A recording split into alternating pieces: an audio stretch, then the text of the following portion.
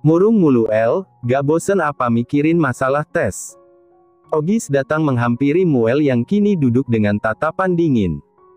Padahal Muel tampak galak, tapi menurut Ogis dan Marcel, tatapan Muel yang seperti ini menandakan bahwa dia sedang kecewa pada diri sendiri. Benar kata orang-orang, mental anak ambis itu terletak pada ambisinya. Muncak yuk. Jack datang-datang memberikan saran yang ekstrim. Muncak di saat-saat masih sekolah kayak gini riskan. Besok kalau memang udah libur. Ogis terlihat menghela nafas. Seharusnya mereka mengadakan perpisahan secepat mungkin. Ini malah ditunda, kita jadi harus masuk sekolah dan buang-buang waktu. Marcel terkekeh. Sejak kapan seorang Ogis merasa bahwa waktu itu berharga, padahal dia kalau main game gak pernah tuh namanya kenal waktu. Jangan buka kartu juga dong Cel. Berisik. Mereka bertiga langsung terdiam sesaat setelah Muel membuka suara. Sebenarnya ada hal lain yang dipikirkan oleh Muel. Hari ini adalah hari di mana Lily pulang ke rumah kakek dan neneknya. Muel merasa aneh, karena seketika hatinya tidak rela. Tapi kalau dia menentang, memangnya Muel punya alasan apa?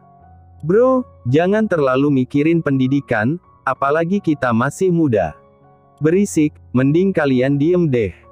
Marcel menghela nafas jengah. Kalau Muel uring-uringan begini biasanya bukan hanya karena ambisinya, tapi karena sesuatu yang berkaitan dengan Lily. El, sampai kapan kamu mau bohongin perasaanmu? Ogis dan Jack mengernyitkan dahinya heran. Tiba-tiba saja Marcel membahas perasaan, memangnya Muel sedang jatuh cinta pada siapa? Muel yang sedari tadi menatap keluar jendela, menoleh dengan terkejut ke arah Marcel. Apa maksudmu? Tanyanya. Gak usah bohong DL, dari caramu memperhatikan dan tatapanmu ke Lily, sebenarnya kamu itu sukakan sama Lily. Tembak Marcel. Sembarangan. Muel membantahnya dengan cepat.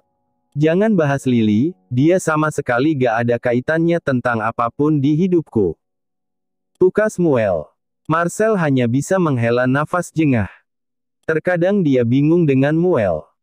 Orang lain saja mungkin bisa menebak hubungan Lily dan Muel yang layaknya kekasih kalau melihat interaksi mereka secara langsung. Muel memilih untuk beranjak dari tempatnya dengan tatapan kesal. Dia pergi begitu saja meninggalkan ketiga temannya yang sudah kenal sifat merajuk Muel yang entah menurun dari siapa. Muel semenjak makin dewasa, malah semakin galak. Ogis geleng kepala melihat kepergian Muel dari kelas. Cewek yang kamu pesan untuk Muel, sudah kamu bayarkan. Marcel teringat saat mereka sengaja menjebak Muel untuk melepas keperjaukaannya ketika ulang tahun yang ke-19 lalu. Seketika wajah Ogis berubah heran. Bukannya gak jadi, soalnya waktu itu Muel ketiduran. Marcel mengangguk paham. Untung deh, kalau ketahuan bisa abis kita sama Muel. Makanya kalian kalau bikin rencana yang ngotak dikit kek. Jack yang sedari diam karena masuk ke lima gamenya menggeleng pelan. Halah, kamu juga ikut-ikutan Jack. Ogis membalas ucapan Jack karena tak terima dirinya dianggap sebagai otak pembuat rencana.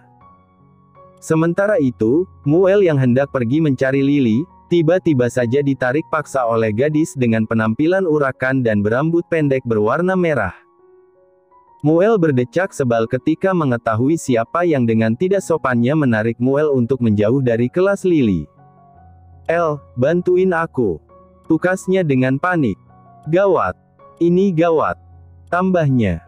Muel mencoba melepaskan pergelangan tangannya ketika ditarik paksa oleh gadis yang tak lain adalah Damara. Lepas dulu, gimana mau bantu kalau aku gak tahu?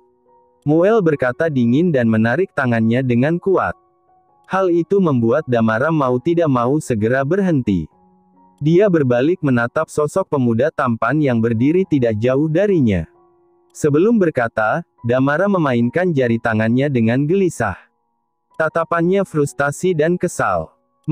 Ode nyuruh aku bawa orang tua ke sekolah. Soalnya aku ketahuan bolos 3 kali. Damara menunduk dan berkata pelan di kalimat terakhir. Muel berdeci pelan sembari melipat kedua tangannya di depan dada. Lihatlah gadis yang bahkan sengaja membuat dirinya terlihat menyerupai laki-laki. Damara yang tanpa kenal takut, mendadak menciut karena panggilan orang tua. Terus hubungannya sama aku apa? Kan kamu bisa gantiin orang tua aku lagian meminta wali untuk datang gak jadi masalah kan? Muel terkekeh kecil. Dasar licik, terus aja manfaatin aku. Sama kayak Nadine. Sebenarnya Muel sudah beberapa kali menjadi wali dari Nadine. Dia melakukan hal itu bukan karena suruhan Nadine, tapi karena tidak ingin maminya sakit kepala karena mengetahui kelakuan anak perempuan satu-satunya. Muel paling tidak bisa melihat maminya kenapa-napa. Itu juga alasannya berambisi agar dapat membuat maminya bangga. Please. Banget Damara menatap Muel dengan nada memohon. Nanti aku traktir makan di tempat ramen biasa. Muel sengaja diam untuk menyiksa Damara. Kemudian satu sudut bibirnya terangkat, tangannya dengan cepat mengacak-acak rambut berwarna merah itu sembari menggeleng pelan. Iya nanti aku bantu. Damara mendonggak dan seketika matanya berbinar dengan senyum yang mengembang. Beneran ya Muel mengangguk. Mantap.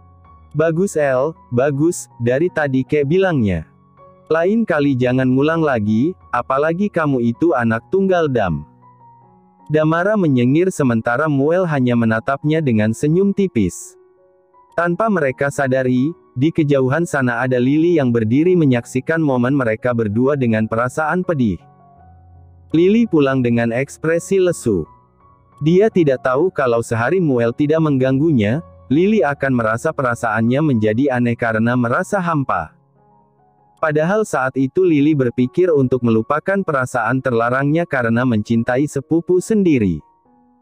Apalagi Lily seakan semakin tidak punya muka untuk berhadapan dengan Muel, setelah mengetahui fakta menyakitkan tentang mendiang mamanya. Ini pertama kalinya Lily pulang lebih cepat dari biasanya. Selain karena dia tidak punya tenaga berada di sana lebih lama, Lily juga sedang ingin sendiri, karena Lucy terus mengoceh tentang hal-hal aneh yang terkadang tidak Lily pahami. Meski sebenarnya dia sudah terbiasa meladeni ucapan random dari Lucy, hanya saja untuk hari ini dia benar-benar lelah. Lily. Suara wanita tua baya yang dia kenali, menyapa indera pendengarannya saat ini. Lily segera mendekati area ruang tengah tanpa mengetahui kalau saat ini ada orang lain yang tengah duduk bersama kakek dan neneknya. Lily sini sayang, panggil neneknya lagi. Gadis itu menurut dan kini duduk di sebelah neneknya. Ketika tatapan matanya bersinggungan dengan pria dewasa di hadapannya, seketika wajah Lily tampak terkejut. Sementara pria dewasa yang menjadi sumber terkejutnya, malah memasang wajah licik penuh rencana. Maxi, perkenalkan dia Lily, cucu saya. Oh, hai gadis manis. Sepertinya waktu itu kita pernah bertemu bukan? Tanya Maxi dengan santainya sembari melemparkan senyum menggoda yang berniat mengejek ke arah Lily. Hiya halo om. Lo kalian bertemu di mana? Nenek bertanya penasaran. Di mall waktu itu, dan dia sempat. Iya om, senang bertemu dengan om lagi. Lily menyela dengan sengaja. Dia tidak ingin pria itu mengatakan sesuatu tentang pingsan ataupun rumah sakit. Karena takut kakek dan nenek jadi heboh sendiri. Lily. Tidak baik memotong ucapan orang seperti itu, kakek menegurnya dan Lily hanya bisa menunduk pasrah. Meski setelahnya dia kembali mendonggak untuk memberikan isyarat melalui kode kerlingan mata pada Maxi, agar pria itu tidak mengatakan apapun tentang kejadian di mall dan rumah sakit saat itu. Maxi yang melihat pelototan menggemaskan dari Lily tiba-tiba tertawa dengan puas. Tentu saja hal itu memancing rasa penasaran dari kakek dan neneknya. Hahaha. Memang menggemaskan sekali. Maxi masih tertawa sampai kini dia berhenti dan menatap dengan serius ke arah Lily. Hahaha. Aku jadi ingin menjodohkan Lily dengan putraku. Di luar dugaan kakek tampak kesal dan kini mengetatkan rahangnya. menatap lurus ke arah pria dewasa tampan yang mengenakan jas mewah berwarna hitam legam itu. "Jaga ucapanmu Maxi," tegur kakek Alvaro dengan suara yang berat dan dalam. Seakan sedang berusaha memperingati Maxi. Padahal tampaknya pria itu sedang bergurau. Nenek yang duduk di sampingnya menggeleng kecil. Kini dia menyenggol pelan lengan Lily yang juga duduk di sampingnya. "Bagaimana sayang, kamu mau menerima tawaran Om Maxi?" Sebenarnya nenek hanya ingin ikut bercanda, namun belum kunjung Lily menjawab, kakek Alvaro sudah marah duluan. "Tidak boleh. Liliku masih kecil," putusnya cepat dan kini kembali melayangkan tatapan tajam pada Maxi. "Dengar Maxi, aku tidak bermain-main kalau hal itu menyangkut cucuku Lily. Meski tawaranmu menguntungkan pun aku tidak akan pernah mengizinkannya menjadi bagian dari keluargamu," tegas kakek. Lily hanya diam menunduk, meski sekarang bibirnya dimanyunkan karena merasa sedikit sebal masih terus-menerus dianggap sebagai anak kecil. Padahal berulang kali coba Lily katakan pada kakek dan neneknya, tapi mereka sama sekali tidak menggubris. Maxi diam-diam melirik Lily meski sekarang kakek gadis itu tengah mengoceh dan mengomelinya lantaran ucapan bercanda yang dia keluarkan. Semakin dilihat, semakin senang rasanya. Tidak heran kalau kakek dan nenek gadis ini sangat posesif kepada cucunya. Ah, rasanya Maxi ingin menculik gadis itu sekarang. "Maxi!" Teriakan itu membuat Maxi terkejut bukan main dan kini menatap jengah ke arah Tuan Alvaro yang terhormat. "Kamu pasti tidak mendengarkan ucapanku sekarang," tukasnya tajam. Kakek, tolong jangan marah-marah. Ingat kakek punya penyakit darah tinggi." Lily buka suara karena cukup takut mendengar kakeknya berteriak. "Hahaha, itu benar Pak Tua. Seharusnya Anda sadar dari tadi, jangan terlalu banyak meluapkan emosi. Ingat umur Anda itu tidak muda lagi hahaha." "Bagus Lily, aku jadi semakin kamu ikut denganku saja sekarang. Bagaimana Pak Tua, biarkan Lily tinggal bersamaku di sana." Lily dengan segera melayangkan tatapan penuh kengerian ketika mendengar ucapan menakutkan dari Maxi kepadanya. Menurut Lily itu menakutkan, apalagi kerlingan mata pria itu yang seakan-akan siap untuk melahapnya kapan saja. "Maxi, jangan menggoda cucuku seperti itu. Lagi pula mau dia menerima atau tidaknya perjodohan yang kau tawarkan, itu terserah kepadanya." Maxi mengendikan bahunya acuh. Dia pasti mau, bukan begitu gadis kecil? Lily tidak menjawab melainkan menatap neneknya dengan sendu. Meminta perlindungan dari wanita tua baya itu dari godaan pria dewasa tampan di hadapannya. "Lily, masuklah. Kakek tidak mau kamu terus-menerus dihasut oleh manusia licik sepertinya." Gadis itu perlahan bangkit dengan tatapan sayu. Dia mengangguk kecil dan membungkuk singkat sebagai salam perpisahan sebelum kembali ke kamarnya. Maxi memutar bola matanya jengah. Pria tua baya di hadapannya ini sungguh tidak bisa dimengerti. Padahal dia sangat senang menjalin kerjasama dengan Maxi, tapi ketika diberikan tawaran yang menguntungkan, dia justru menyia-nyiakan. "Sungguh aku tidak mengerti jalan pikiran Anda Pak Tua," ucap Maxi dengan wajah tanpa dosa. "Diam. Jangan pernah mengganggu cucuku, karena aku tidak merelakan dia itu bersamamu. Otaknya akan tercemar begitu dia sering bergaul denganmu." "Puff. Diam ku bilang." Maxi segera menutup rapat-rapat mulutnya. Dia melirik ke arah wanita tua yang terlihat lemah lembut. Memang terkadang jodoh itu cerminan diri, buktinya pria tua sekeras Alvaro bisa langgeng karena menikah dengan orang yang lemah lembut dan menerima apa adanya. "Santai, santai. Lagi pula Xion bisa membunuhku kalau sampai hal itu benar-benar terjadi. Bagaimana kabar Xion? Seharusnya kamu mengajaknya ke sini juga. Sudah sangat lama aku tidak melihatnya."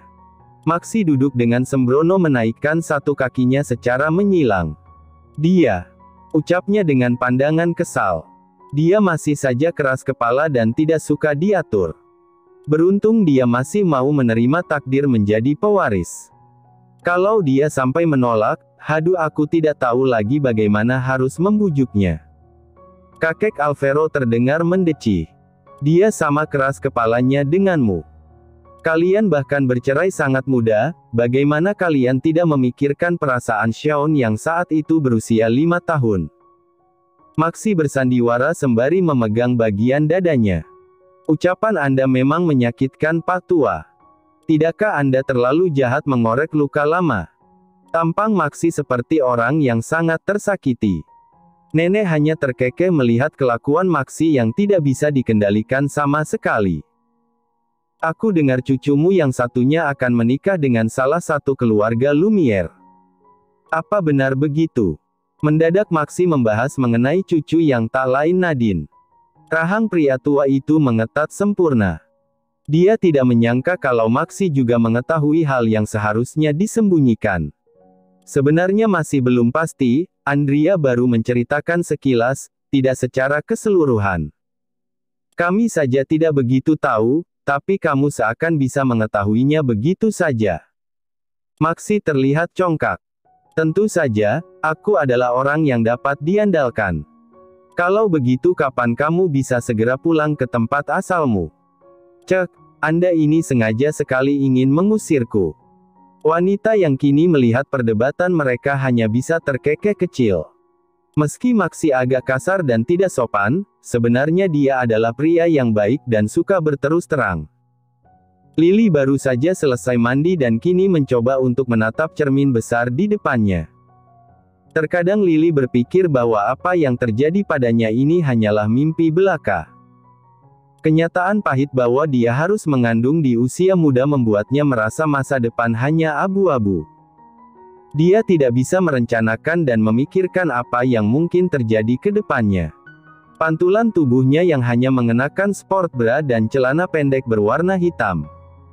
Lily menunduk untuk melihat perubahan yang terjadi di perutnya. Ketika hamil, dan usia kandungan memasuki bulan-bulan tertentu pasti akan membuncit. Lily mencoba untuk menekan bagian perutnya dan matanya langsung membulat sempurna karena di dalam perutnya tidak ada lemak lagi melainkan janin. Menyadari apa yang sudah dia lakukan, seketika wajah Lily berubah panik. Astaga! Bayi, bukan begitu maksudnya. Lily cuma mau cek aja. Dia segera mengusap perutnya yang masih tidak terlihat perubahan besar. Sampai sekarang Lily masih cukup ragu haruskah dia meminum susu ibu hamil. Tatapan Lily berubah mengarah ke arah laci.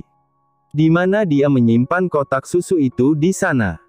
Namun sampai sekarang, Lily belum kunjung meminumnya. Hari saat itu sudah menjelang malam. Dia sempat tertidur siangnya dan bangun sangat sore lalu memutuskan mandi sebentar. Ketika keluar kamar dia menemukan keadaan rumah yang sepi. Kepala pelayan menghampiri Lily yang terlihat celingukan. Nona, Anda mencari tuan besar dan nyonya besar ya? Anggukan itu bersamaan dengan tatapan penuh penasaran. Nyonya dan tuan besar pergi makan malam bersama dengan salah satu keluarga penting, beliau berangkat bersama dengan tuan Maxi juga. Lily lagi-lagi hanya menganggukkan kepalanya. Dia kemudian berjalan menuju pantry, mencoba mencari jejak makanan yang mungkin bisa dia konsumsi untuk mengganjal rasa lapar di perutnya. Siapa sangka sebelum Lily sampai di pantry, dia justru mendengar hal yang membuatnya merasa seperti dihantam ribuan pisau. Gak siapin makanan buat Nona. Nanti aja kalau dia minta, toh juga biasanya dia buat sendiri kan. Jangan terlalu takut sama dia cuma cucu tanpa hubungan darah. Mata Lily berkaca-kaca mendengarnya. Dia bertanya dalam hati, apakah sebenci itu mereka pada Lily dan mendiang mama? Hus. Jangan berkata seperti itu. Kalau kepala pelayan dengar kamu bisa dipecat. Tapi apa yang aku sampaikan ini benar kan? Lily tidak mau mendengar lebih lama. Dia memilih untuk kembali ke kamar. Tanpa menghiraukan kepala pelayan yang kini memanggil dan memintanya untuk makan malam bersama. Malam ini Lily ingin keluar menghirup udara segar. Dia segera meminta Lucy untuk bertemu. Awalnya dia ingin pergi ke base camp Nadine, karena Nadine pernah bilang kalau Lily butuh tempat untuk kabur, maka dia bisa mengandalkan base camp Nadine. Tumben kamu ngajak keluar malam-malam begini. Gak takut dicariin? Tanya Lucy ketika mereka sudah duduk berhadapan di sebuah kafe. Lily pergi bersama supir kok, jadi sudah dipastikan perjalanan menuju kafe sangat aman. Meski Lily tidak mengatakan pada kakek dan neneknya, pasti nanti Pak Supir yang akan mengatakannya. Lucy gak mau Lily ajak keluar. Lah biasanya kan Nadine. Tapi hari ini Nadine juga lagi bermasalah. Dia sepertinya dihukum oleh Mami dan Daddy. Lily menunduk setelah mengatakan hal tersebut. Jangan kasihan sama Nadine. Justru kamulah yang harus dikasihani karena terlihat seperti anak kecil yang butuh perlindungan. Lily tidak mengatakan apapun dan keadaan cukup hening untuk beberapa saat. Lucy menggeleng pelan saat melihat Lily yang tengah dilanda kebimbangan dan perasaan ragu. Menurut Lucy, bagaimana kalau Lily kabur dari rumah? Lucy yang mendengar hal tersebut mengernyitkan dahinya bingung. Ngapain? Kan enak di rumah. Ada banyak pelayan yang layani. Terus kamu itu bisa melakukan apapun yang kamu inginkan tanpa takut karena kamu atasannya bukan? Lily mendengus. Iya, tapi rasanya Lily gak berhak lagi untuk melakukan hal yang seperti itu. Kenapa kamu mikirnya begitu, Lee? Jelas-jelas lo kamu itu cucu kesayangan, pasti mereka akan segan dan gak berani macam-macam sama kamu. Lily sebenarnya ingin menceritakan perihal apa yang terjadi pada Lucy. Namun hatinya ragu, dan takut kalau Lucy tahu, mungkin saja Lucy tidak mau berteman dengan Lily. Lee, sebenarnya kamu ngajak ketemu malam-malam begini tanpa Nadine atau Muel, aku aja udah heran banget, apalagi sekarang tiba-tiba kamu bilang mau kabur. Sebenarnya kamu kenapa, Lee? Apa karena Muel atau Nadine? Lily menoleh dengan terkejut. Kan benar. Aku tahu kamu risih, mereka memang keterlaluan karena nganggap kamu itu anak kecil. Bukan begitu, say. Lily dengan cepat memberikan klarifikasi. Terus apa dong, Lee? Baru saja Lily hendak mengatakan sesuatu, tiba-tiba dia memegang bagian perutnya yang entah kenapa merasa sakit kembali. Rasanya seperti sedang diremas, wajah Lily berubah pucat. Dia langsung khawatir sama keadaan bayinya. Lucy yang melihat Lily tiba-tiba berubah limbung dan pucat, langsung bangkit dari tempatnya. Lee, kamu gak kenapa-napa? Bye-bye. Terima kasih sudah menonton, guys. Jangan lupa klik like jika kalian menikmati cerita ini, subscribe untuk update konten seru lainnya, dan tinggalkan komentar di bawah tentang apa yang kalian pikirkan atau cerita apa yang ingin kalian dengar selanjutnya. Dukungan kalian sangat berarti. Sampai jumpa di video berikutnya.